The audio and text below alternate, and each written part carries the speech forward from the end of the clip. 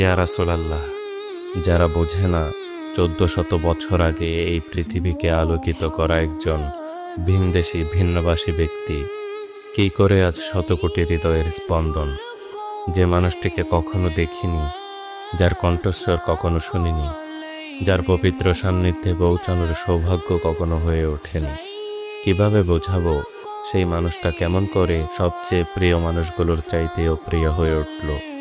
আপনাকে আমি কি করে ভালো না বাসি ইয়া রাসূলুল্লাহ? যখন আপনি আমাকে ভালোবেসেছেন সেই 1400 বছর আগে, যখন আপনি আমাকে মিস করতেন, আশা করতেন যেন আমার সাথে দেখা করতে পারেন, অথচ তখন আমার জন্ম তো দূরের কথা, আমার কোনো অস্তিত্বই তো ছিল না।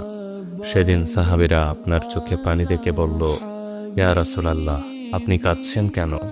আপনি বললেন, আমার ভাইদের দেখতে ইচ্ছে করছে। সাহাবীরা বললেন, আমরা কি আপনার ভাই নই ইয়া রাসূলুল্লাহ? আপনি বললেন, না, তোমরা আমার সাহাবী। আমার ভাই হলো তারা যারা আমার পরে আসবে এবং আমাকে কখনো না দেখেও তারা আমাকে বিশ্বাস করবে। মৃত্যু শয্যায় শুয়েও আপনার অন্তরে এই চিন্তা ছিল যে আমাদের পরিণতি কি হবে।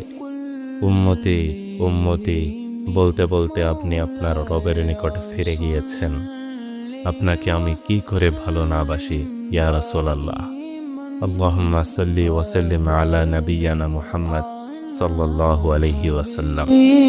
بك خير الخلق كلهم